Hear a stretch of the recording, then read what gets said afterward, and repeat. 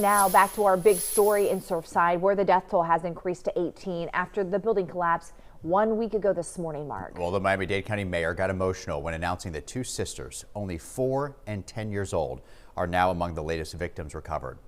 They've been identified as Lucia and Emma Guara. Bodies were found yesterday. The body of their mother, Ana Rodriguez, also found in the rubble. And the body of their father, Marcus Guara, discovered over the weekend.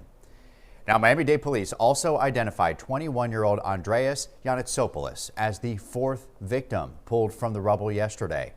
And 16 of the 18 victims have now all been identified.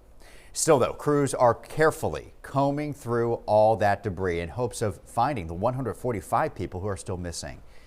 And meanwhile, we've also learned that 139 have been accounted for as of this morning. And crews have vowed to not leave anyone behind. Look at this. This is an inside look into the command center in Surfside. You can see in this footage just released by Miami-Dade Fire Rescue, the meeting site filled with monitors showing multiple angles of the collapse site. And as crews continue their around-the-clock efforts, President Joe Biden and First Lady Dr. Jill Biden traveling to Surfside today. Keisha Bailey live for us this morning. And Keisha, it's going to be an emotional visit for the Commander-in-Chief and the First Lady.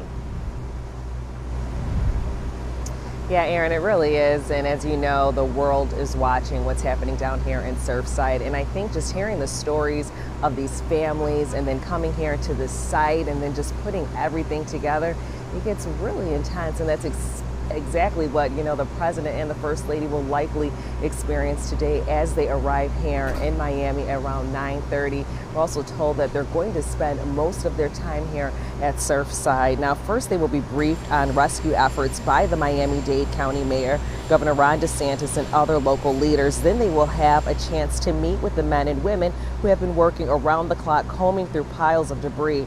Now, the President and First Lady are also expected to meet with the victims' families this afternoon, and President Biden approved the state's emergency declaration last week to provide federal assistance in the wake of the collapse.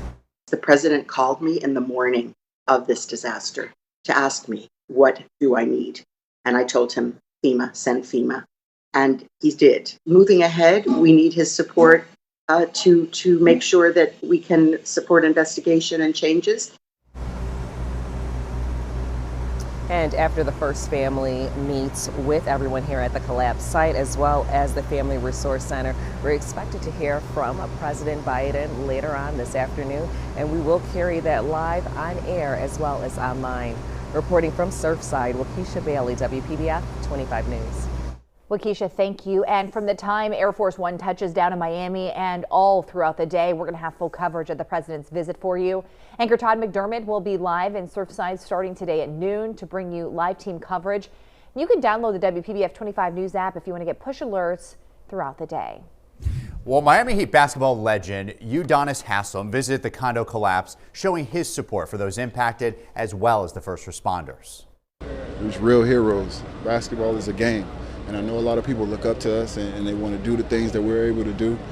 But I tell people all the time, there's real life heroes out here that's dealing with, real life situations, and they're providing safety for us.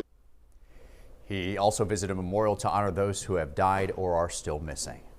Well, if you or anyone you know is having trouble getting in contact with family, write this number down on your screen right now. This is the reunification line that families can call.